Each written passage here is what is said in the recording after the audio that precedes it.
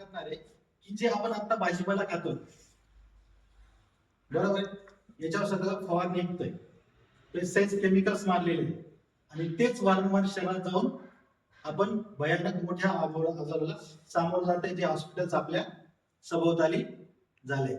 तर आपल्याकडे हे पेस्टिसाइड्स रिमूव्ह करण्यासाठी काही सोल्युशन आहे का, किंवा सध्या आपण काय वापर करतो?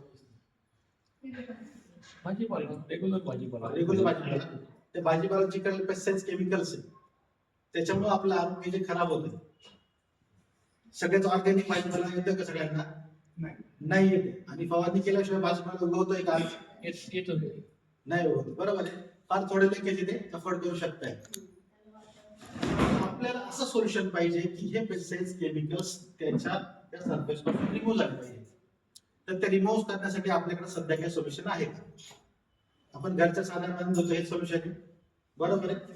तर एका याच्यात आपण हे जे साधं रेग्युलर यूज होणार पाणी, आरो वॉटर वगैरे जे आहे ते आपण एका याच्यात घेतोय. आणि एका याच्यात आपण ज्या प्रोजेक्ट बद्दल माहिती घेतोय त्याच मशीन मधून एक 11.5 pH चं पाणी ते आपण घेतो. आता या दोन्ही याच्यामध्ये आपण भाजीपाला घेतलाय दोन्ही बाउल मध्ये, आणि हो आता एकाच समजा आपलं जे रेग्युलर यूज करतो आपण ते पाणी टाकलंय.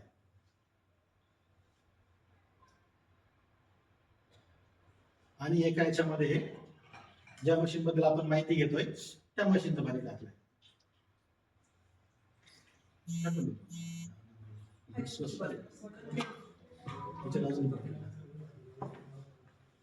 दोन्ही याच्यात आता आपण हे भिजत ठेवणार आहे. हे भिजत ठेवल्यानंतर आपण याचं पण पाणी दोन्हीचं काढून चेक करणार की कोणत्या याच्यात जास्त रिमूव्ह झाल्यासारखं दिसतंय. हे आपण पूर्ण डेमो करतो, एक 10 मिनिटं त्याला भिजून देऊया. मग आपण आता तर प्रॉपर जो डेमो आपण जो बघणार त्याला आपण सुरुवात करूया. तर बघा, आजकाल सगळ्यात मोठे हेल्थ प्रॉब्लेम जे वाढले ते कशामुळे? ते सध्या आपण ज्या वातावरण देतोय तशा वातावरणात आपण राहतोय आणि जशी लाईफस्टाईल सध्याची झालेली त्यानुसार ते प्रॉब्लेम्स झालेले. आपल्या शरीराला मेन गोष्टी गरजेच्या कोणत्या आहेत? आपली इम्युनिटी सिस्टम चांगली राहण्यासाठी कोणत्या गोष्टी गरजेच्या आहेत? चांगली हवा, चांगलं अन्न, चांगलं पाणी, बरोबर. तर त्याच्यात आपण हवेचा जर विचार केला तर ज्या वातावरणात शहरीकरणामध्ये आपण राहतोय तर ती पोल्युटेड आहे, ती शहरात जाते, ती बदलू शकतोय का आपण आता? नाही बदलू शकत, बरोबर. अन्न जे येत आहे तेच आपल्याला घ्यावं लागतंय. तर आपण काय बदल करू शकतो? तर पाणी आपण बदल करू शकतो. कारण बघा, शहरात जर बघायला गेलं तर 70% भाग हा पाणी आहे. प्रत्येक गावामध्ये बघा, त्वचेमध्ये 70%, किडनीमध्ये 80%, रक्तामध्ये 80%, हाडांमध्ये सुद्धा 22% पाणीच आहे. म्हणजे सगळ्यात मोठा रोल शरीराचा पाण्याचा आहे. पण हे पाणी चांगलं कसं ओळखणार? कोणत्या पाण्याला आपण चांगलं पाणी म्हणू शकतो? काय सांगते? शुद्ध. परफेक्ट पॅरामीटर्स आपल्याला माहिती आहे का? शुद्ध पाणी. सध्या आपल्याकडे एकच माहिती आहे, स्वच्छ दिसलं म्हणजे ते स्वच्छ असेल, बरोबर. किंवा जे स्वच्छ दिसलं ते बिसलरी आपण म्हणतो. आता दोन्ही दिसलं एकच ना. तर मग ते ओळख त्याचे काही पॅरामीटर्स मिक्स करायचं. काय गुणधर्म त्या पाण्यामध्ये असल्या पाहिजे, मिक्स करायचं. तर हे 4 गुणधर्म असले तर आपण त्याला चांगलं पाणी म्हणू शकतो किंवा ते शरीरासाठी फायदेशीर ठरू शकतं. ते कोणते कोणते? तर मायक्रोकस्टरी, antioxidation, alkalization, active hydrogen, hydrogen rich water आपण ज्याला म्हणतो तसं आपलं पाणी हवं आहे. एक एक गुणधर्म जर आपण समजून घ्यायला गेलं तर पहिला गुणधर्म जो आहे तो म्हणजे मायक्रोकस्टरी. म्हणजे काय? पाण्याचा मॉलिक्यूल हा पातळ असला पाहिजे. कारण आपल्या शरीर कशाने बनलेलं आहे? तर पूर्णतः पेशीने बनलेले आहे. असंख्य पेशी आहे शरीरामध्ये आणि पेशींना पण मेन घटक हा पाणी लागतो. मग या पेशींमध्ये हलकं पातळ पाणी लवकर ऍब्सॉर्ब होईल की जाड घट्ट पाणी? हलकं पातळ पाणी लवकर ऍब्सॉर्ब होईल. मग आपल्याला तेच चेक करायचंय कोणतं पाणी हलकं पातळ आहे. त्यासाठी आपण दोन्ही याच्यामध्ये आपण हे पाणी घेऊया, सध्याचे रेग्युलर यूज होतं ते.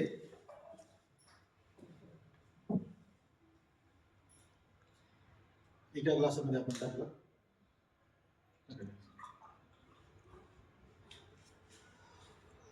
आणि एका याच्यामध्ये ज्या पाण्याबद्दल माहिती घेतो आपण ते टाकलं.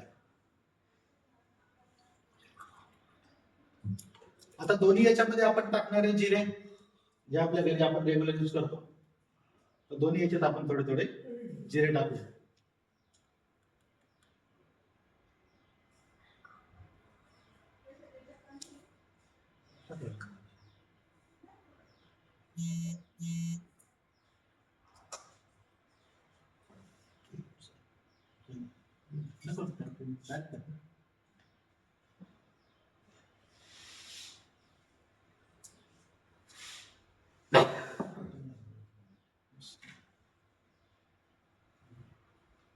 दोन्ही याच्यामध्ये काय डिफरन्स दिसतोय? एकाला कलर एकाला त्याला कलर आला. तो कलर कसला आहे? ते जिऱ्याचा. जिऱ्यातला अर्क त्याच्यात उतरलं, डिझॉल्व झालं कलर. डिझॉल्व झालं. का झालं? कारण ते तेवढं हलकं पातळ आहे, त्याच्यात ऍब्झॉर्ब झालं. बरोबर, म्हणजे त्याचं हायड्रेशनच्या जिऱ्याचं प्रॉपर केलं, त्याच्यामुळे त्याच्यात अर्क बाहेर निघाला. मग आपलं शरीर पण जर असंख्य पेशींनी बनले, पेशींचे रंध्र ॲक्वापोर्स ज्यांना म्हणतात, ते अतिशय सूक्ष्म असतात. बरोबर, त्याच्यामुळे त्याच्यामध्ये हलका पातळपणे लवकर ऍब्सॉर्ब होतं आणि आपल्या शरीराचं हायड्रेशन प्रॉपर करतं. आणि जेवढं हायड्रेशन प्रॉपर राहील, जेवढी तुमची बॉडी प्रॉपर हायड्रेट राहील, तेवढं निरोगी राहायला मदत होईल. तर त्यासाठी करायचं, त्याच्यामुळे बघा बऱ्याच वेळेस आपल्याला आजारी पडल्यावर गरम करून पाणी प्यायला लावतात, की आता बऱ्याच जणांना ते कसं घ्यावं लागतं. काय ते लवकर हायड्रेट होतं.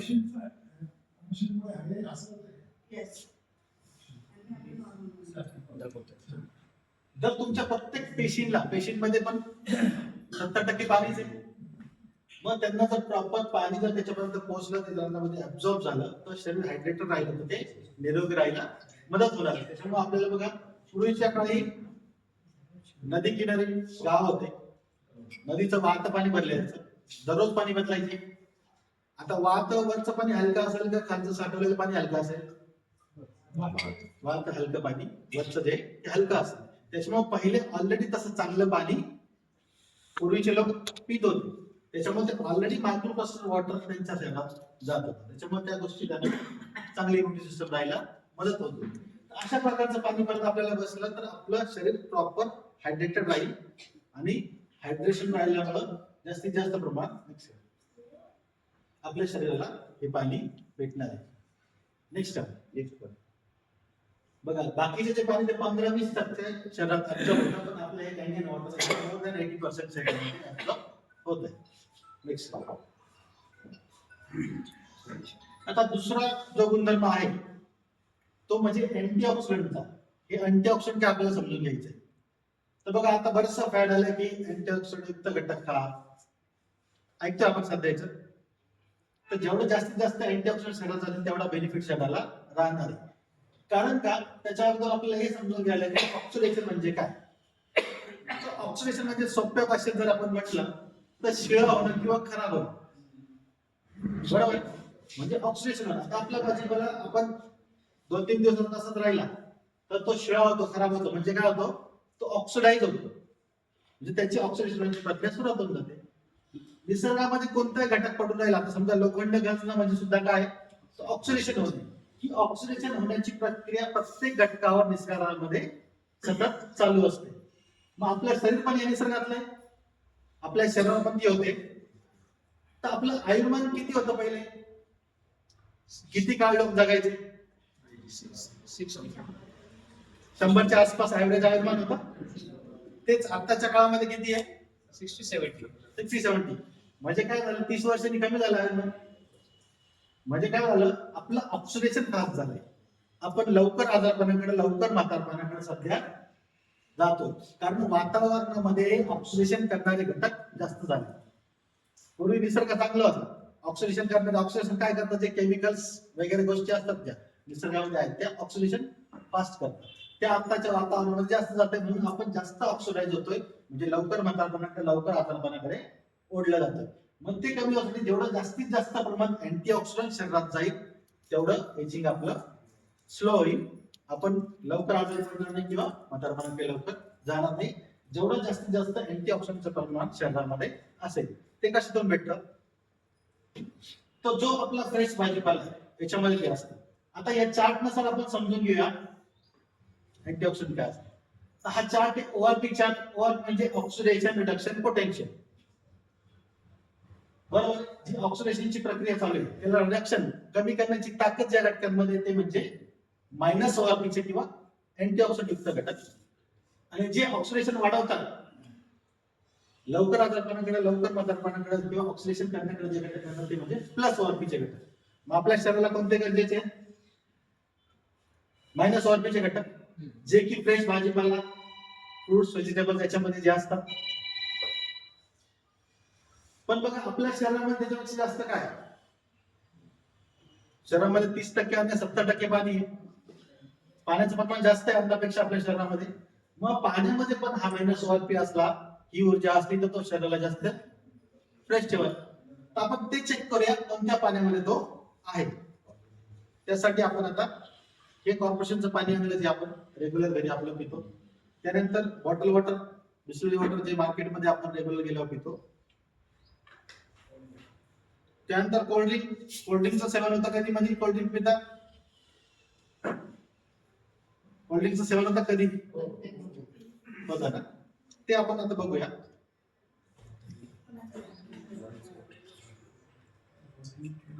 त्यानंतर एका याच्यात घेतलं आपण हे कॅन वॉटर. आता बघा याच्यामध्ये टाकणारे आपण हे इंडिकेटर याला ओआरपी इंडिकेटर म्हणतात किंवा याचं केमिकल नाव फिनॉल्फथेलिन. हे फिनॉल्फथेलिन टाकल्यानंतर ज्यामध्ये पिंक कलर येईल त्याच्यामध्ये हा मायनस ओआरपी आहे. कुठलाही कलर नाही आला तर ते प्लस ओआरपीच आहे. त्याच्यासाठी आपण सगळ्या याच्यात 2-2 थेंब टाक.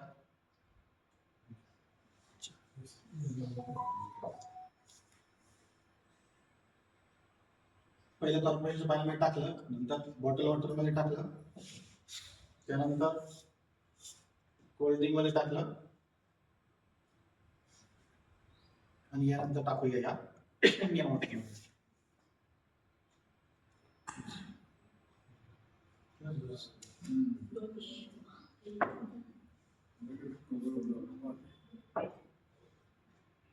गुलाब होऊन गेले तर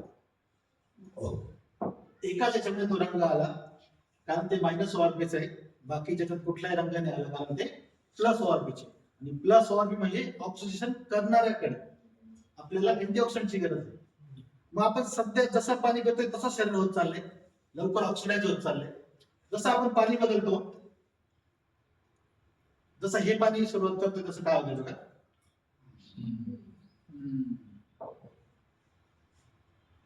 बिस्लरी बॉटल वॉटर मध्ये बघा. हे कधी आता कोल्ड्रिंक पिणारे कोल्ड्रिंक मध्ये बघा. ऑर्डर पितात ना कधी मध्ये कोल्ड्रिंक मध्ये बघा.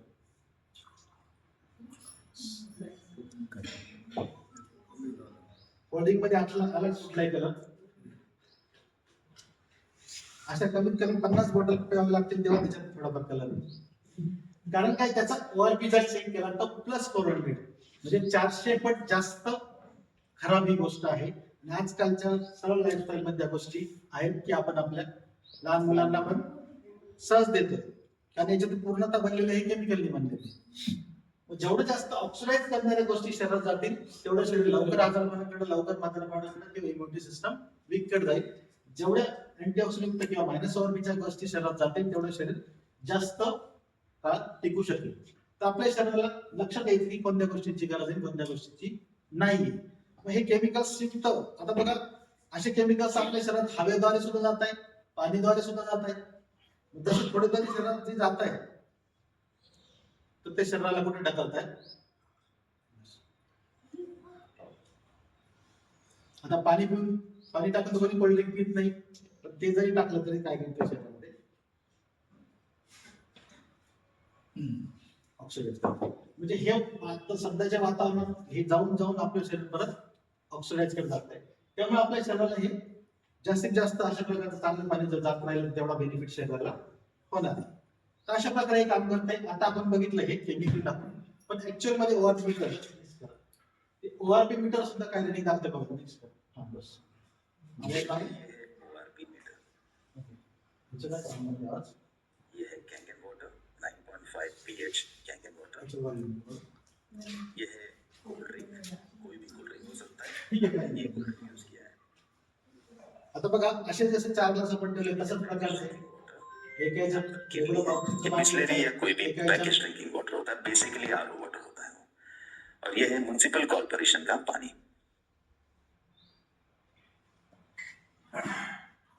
अब देखिए जितना प्लस पे जाएंगे उतना ही ऑक्सीडाइज्ड है, यानी बूढ़ा कर रहा है आपको।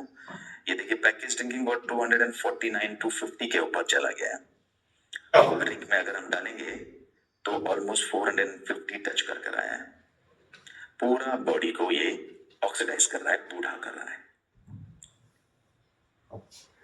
कोल्डिंग प्लस 400 कैंगन वाटर -600। देखिए -600 यानी ये पूरा एंटीऑक्सीडेंट से भरा हुआ है। फिर से हम चेक करेंगे कोल्ड ड्रिंक को, ये 400 450। देखिए पैसे देकर हम हमारी बॉडी में बूढ़ा कर तर ऍक्च्युअल ओआरपी मीटरने सुद्धा आपण रिडिंग घेऊन चेक करू शकतो. Next slide. आता याच्यानंतर आपण बघणार आहे तिसरा गुणधर्म तो म्हणजे अल्कलायझेशनचा. आता आपण अल्कलाइन वॉटर बद्दल बरंच ऐकतोय बरोबर आहे. त्याचं कारण काय तर बघा आपल्या शरीराला सुद्धा पीएच किंवा रक्ताचा पीएच आपला काय सांगता येईल तोच आपला ऍव्हरेज बॉडी पीएच समजला जातो. तर 7.44 म्हणजे 7.5 पीएच च्या आसपास आपली बॉडी सेट असते.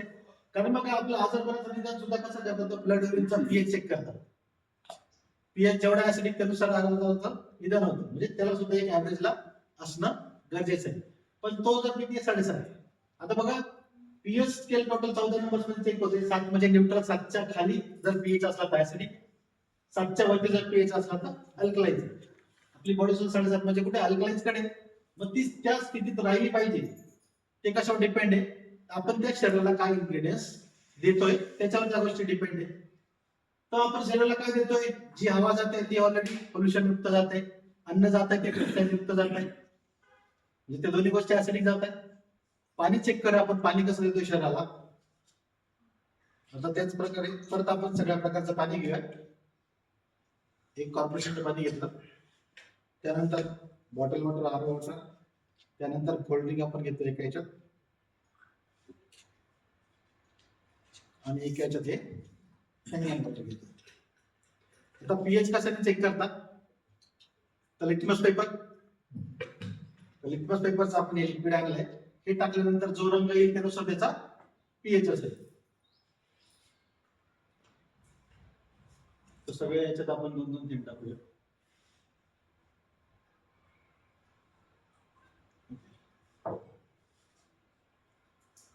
त्यानंतर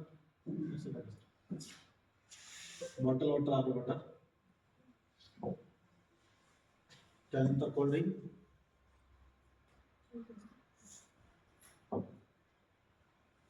आणि त्यानंतर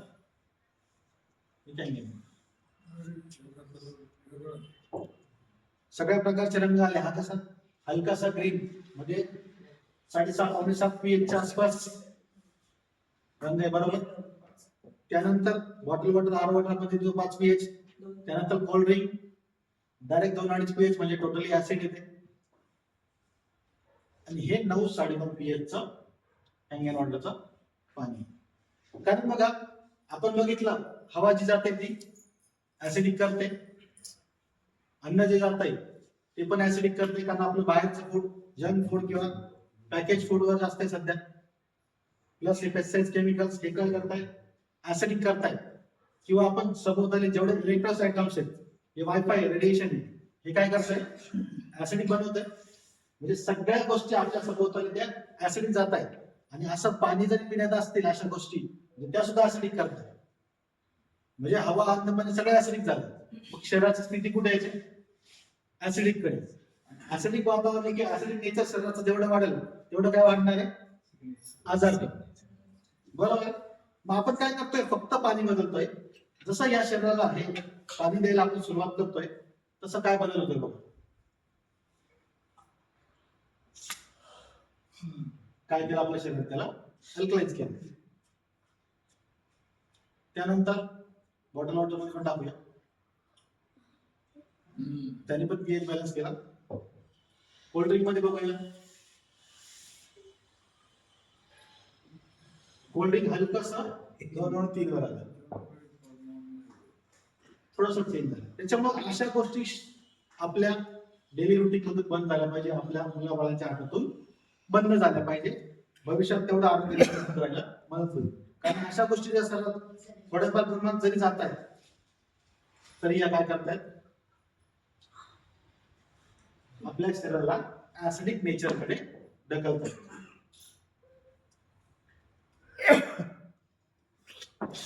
तर ह्या छोट्या छोट्या गोष्टी पण ज्या आपल्या नॉलेज मध्ये नाहीये, ह्या जर समजल्या नक्कीच हे आजार पण दूर व्हायला थोड्याफार प्रमाणात तरी बरंच मदत होणार. तर आता बघा, याच्यावर लक्षात घ्यायचं आपल्याला काय गोष्टी घेतल्या पाहिजे. मग तसं जर पाणी आपल्या शरीरात राहिलं तर ते शरीराला बॅलन्स मध्ये ठेवायला मदत करणार. आता बघा, हे सगळं ऍसिडिक नेचरमुळे काय झालंय, घरोघरी एक कॉमन प्रॉब्लेम आहे. तो कोणता? घरोघरी टॅबलेटचा चपटलेला नसतात. कसल्या टॅबलेट असतात? ऍसिडीच्या अँटासिड्स. बरं, आपण बघा त्याच अँटासिडचा एक डेमो बघूया काय आहे की अँटासिड काय काम करतं. तर त्यासाठी आपण आता ह्या दोन्ही ग्लास मध्ये ऍसिडिक वॉटर घेतो. आता हे समजा हे 2 ग्लास म्हणजे 2 शरीर आहेत. आता या दोन्ही शरीराचा आपण जेव्हा पीएच चेक करतोय,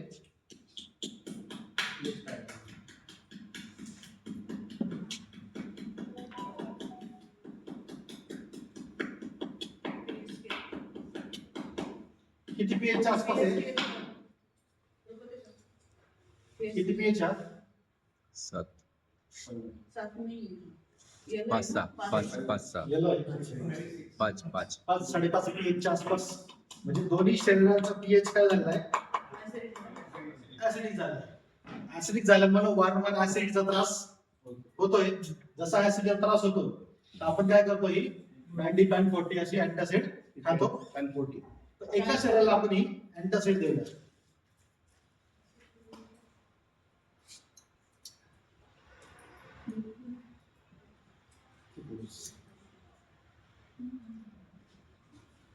ह्या अँटासिडने काय काम केलं? हेल्प लाईक 5 वरून 9 पीएच पर्यंत नेला. बरोबर, म्हणजे काय केलं, त्या शरीराचं पीएच वाढवला, अल्कलाइज केलं. पण कशाने केलं? केमिकलने केलं. बरोबर आहे. आणि केमिकलचा वापर जिथं होतो तिथं काय होणार आहे? ऑक्सिडेशन वाढणार आहे. किंवा बघा, याचा आता पेपरवर न्यूज तुम्ही सर्च करा, नाव अँटासिड कॅरीज किडनी इंजुरीज. जेवढा तुमचा अँटासिडचा किंवा अशा प्रकारच्या गोळ्यांचं सेवन असेल तर किडनी इंजुरीज वाढण्याचे चान्सेस जास्त आहेत. म्हणजे आपण एक आजार पण दूर करण्यासाठी दुसऱ्या आजार पाणी निमंत्रण देतोय. पण हे पाणी काय काम करते बघा.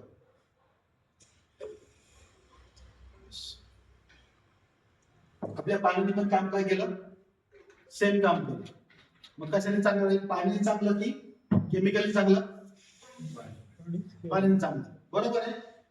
तर बघा, त्यामुळे बघा की आपण आपल्या लहानपणी किंवा पूर्वीच्या काळी जे पाणी प्यायचो त्याचा कधी पीएच चेक केलाय? नाही केला. किंवा आज जिथं निसर्ग चांगला आहे, जिथं चांगल्या पाण्याचे झरे त्याच्यात हे ड्रॉप्स आपण बघितले, त्याचा पीएच किती येतो? 8.5-9 पीएच च्या आसपास येतो. म्हणजे निसर्गाने आपल्याला जे पाणी ऑलरेडी दिलेलं आहे ते ऑलरेडी अल्कलाइज वॉटर, आपण त्या फिल्ट्रेशनच्या मध्ये त्याला ऍसिडिक बनवून पितोय आणि शरीराचा पूर्ण बॅलन्स ऍसिडिक कडे आणतोय. आणि ऍसिडिक कडे आलं म्हणजे आजारपणाकडे आलं. तर सिंपल आपल्याला हे जर पाणी बदललं तर तशा प्रकारचं चांगलं पाणी जर शरीराला भेटत राहिलं तर ते आपल्या पूर्ण शरीराचा पीएच बॅलन्स मध्ये ठेवणार आहे. आणि ते जेवढं बॅलन्स मध्ये राहील तेवढं आजार पण दूर राहणार. त्याच्यामुळे बघा, आज जिथं निसर्ग चांगला आहे तिथल्या लोकांमध्ये असं चांगल्या प्रकारचं पाणी भेटतं, तिथं आजही आजार पण नाहीये. तुम्ही हिमालयाच्या आसपासच्या तिथं बघितलं तर ऑलरेडी हॉस्पिटल्स कमी आहेत. बरोबर आहे. तिथं ते नॅचरल फक्त डायरेक्ट नळी खोचतात आणि तेच पाणी येतं तेच पितात. तिथं सुद्धा आम्ही जर चेक केलं त्याच्यात ओआरपी सुद्धा येतो, जो आपण पिंक कलर दाखवला तो. आणि तिथल्या याच्यात पीएच चेक करता, पीएच सुद्धा ब्ल्यू कलर मध्ये 8.5-9 पीएच च्या आसपास असतो. म्हणजे निसर्गाने आपल्याला जे गोष्टी दिलेल्या आहेत त्या ऑलरेडी जर तशा प्रकारच्या शरीरात जात राहिल्या तर आपलं शरीर चांगलं राहायला मदत होणार आहे. आपण या चुकीच्या गोष्टी करतोय हे आपल्याला लक्ष देत नाही. आणि वारंवार चुकीच्या गोष्टी शरीरात जात राहिल्या तर हळूहळू आपल्या त्या लाईफ स्पॅन मध्ये तो इफेक्ट होतोय. तर सिंपल आपल्याला हा बदल जर केला तर भरपूर प्रमाणात रिलीफ होते. तर लक्षात अशा प्रकारे हे गुणधर्म हे चांगल्या पिण्याच्या पाण्यामध्ये आपल्या असले पाहिजे. Next. त्याच्यानंतर बघा चौथा गुणधर्म तो म्हणजे आता डॉक्टर ऑटो हेनरी वॉर्मर यांचा रिसर्च जवळजवळ 100 वर्ष जुना आहे. त्यांचा रिसर्च काय सांगतो तर कॅन्सरस टिश्यू जर ऍसिडिक कॅन्सर पेशंटला ते केलं तर पूर्ण ऍसिडिक आढळलं आणि हेल्दी माणसाच्या टिश्यू ह्या अल्काइज आढळल्या. म्हणजे काय जेवढं जास्त ऍसिडिक कडे जाईल तेवढं भयानक आजारपणाकडे आपल्याला सामोरं जावं लागू शकतं आणि जेवढं अल्कलाइज कडे जाईल तेवढं आपण हेल्दी राहू शकतो. ह्या गोष्टी आपल्याला माहिती असल्या पाहिजे. नेक्स्ट आता बघा याच्यानंतर चौथा गुणधर्म तो म्हणजे ऍक्टिव्ह हायड्रोजन रिच वॉटर आपण ज्याला म्हणतो. बरेचसे मोठे सेलिब्रिटीज लोक हायड्रोजन थेरपी घेतात का डिटॉक्सिफिकेशनसाठी चांगलं आरोग्य राहण्यासाठी. पण आपल्या ह्या जैविक वॉटर मधून आपल्याला दररोज ऍक्टिव्ह हायड्रोजनचे घटक भेटणार आहे. दररोज हायड्रोजन वॉटर आपण हायड्रोजन रिच वॉटर आपण पिणार आहे आणि या हायड्रोजनमुळे बहुतेक गोष्टी शरीराच्या क्लिअर व्हायला मदत होते. नेक्स्ट ह्या लक्षात आलं पाहिजे की बरेचसे ऍक्टिव्ह हायड्रोजनचे बेनिफिट्स शरीराला आपल्या होणार आहेत. अशा प्रकारचं हे मशीन एकच मशीन एवढ्या प्रकारचं आपल्याला पाणी देत आहे. 2.5 pH 8.5 pH 6 pH 7 pH 8.5 pH 9 pH 9.5 pH या मशीन मध्ये सगळे येणारे प्रत्येक पाणी हे सगळ्याला कामासाठी आहे. आपण आता बघितलं 8.5 9.5 चे हे बेनिफिट्स हे बघितले. त्यानंतर न्यूट्रल वॉटर 7 pH वॉटर पण याच्यात येतं. 6 pH चं ब्युटी वॉटर पण येतं कारण आपल्या स्किनचा पीएच काय 5.5 6 pH आपली स्किन आहे. त्या पीएच जर पाणी भेटलं तर बरेचसे स्किन डिसीज दूर व्हायला मदत होते. त्याच्यानंतर 11.5 pH चा काय बेनिफिट येतो आता आपण याच्यामध्ये 11.5 pH चं पाणी टाकलेलं आहे आणि एका याच्यामध्ये साधं पाणी टाकले. आता 11.5 pH चा आपण बेनिफिट बघूया. तर आपल्याकडे सगळं पेस्टिसाइड्स केमिकल्स युक्त अन्न येत आहे. त्याचं क्लिनिंग करण्यासाठी आपल्याला हे कामात येते. कारण जेव्हा फवारणी केली जाते तर बघा ती ऑइल बेस राहते म्हणजे ऑइल मध्ये मिक्स करून हे पेस्टिसाइड फर्टिलायझर्स मारले जातात जेणेकरून ते चिकटून राहिले पाहिजे. वारंवार मारायची त्याच्यात गरज नाही पडली पाहिजे. पावसाच्या पाणी धुवून नाही गेलं पाहिजे. त्यासाठी ते ऑइल मध्ये मिक्स करून मारतात आणि ते त्या आपल्या भाजीपाल्यावर चिकटलेले असतात. तर ते ऑइल आणि हे ऑइल सेम कंपोजिशन आहे. आता दोन्ही याच्यामध्ये आपण हे ऑइल घेऊया.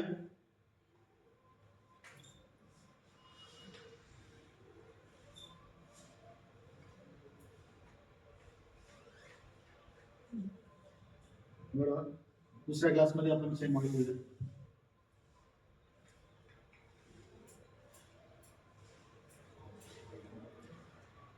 आता आपला भाजीपाला कसं देतो आपल्या घरच्या रेग्युलर पाणी देतो. तर एका याच्यात आपण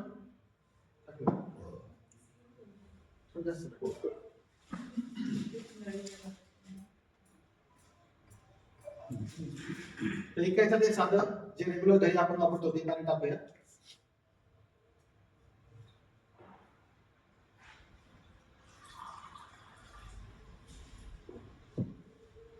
काय झालं याच्यामध्ये हे तेल पाण्यावरती तरंगलं बरोबर आहे तसं राहील. आणि 11.5 pH चं पाणी काय काम करणार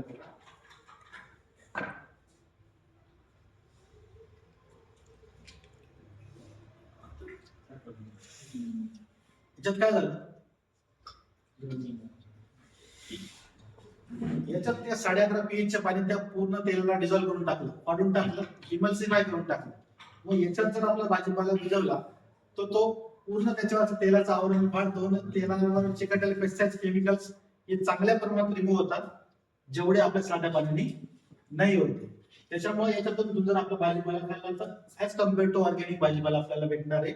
आणि आपल्या ह्या पेस्टिसाइड्स केमिकल्स मुळे जे कॅन्सर सारखे भयानक आजार पण वाढत आहेत नक्कीच त्याच्यापासून आपला संपूर्ण परिवार दूर राहायला मदत होणार आहे. आता तेच आपण बघूया. आता दोन्ही याच्यात आपण भाजीपाला भिजत ठेवला होता तर दोन्ही याच्यामध्ये आपण पाणी काढून घेऊ.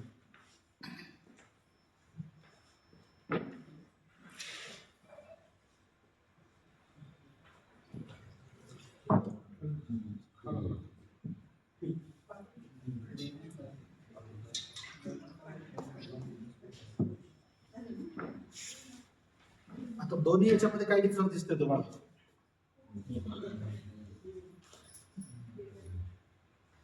कळत न कळत आपण रोज पेस्टिसाइड्स खातोय.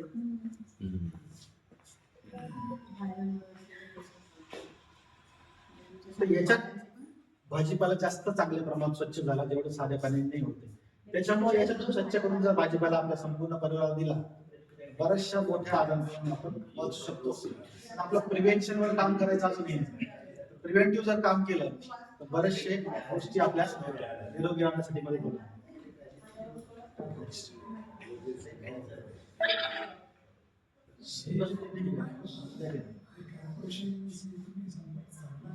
तर आता आपण एवढ्या सगळ्या प्रकारचे बघितले, पण याच्यातून अजून एक पाणी येतं ते म्हणजे 2.5 pH.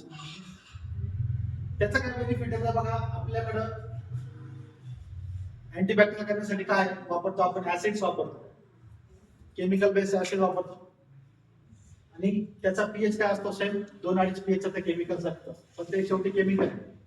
पण या मशीनमधून पाणीच येतं ते 2.5 pH चं, ते सुद्धा सेम काम करतं आपला बॅक्टेरिया खपवण्याचा किंवा आपला संपूर्ण शरीराचा बॅक्टेरिया किल करण्यासाठी, आपला संपूर्ण परिसराचा बॅक्टेरिया किल करण्यासाठी याच मशीन मधून पाणी येतं.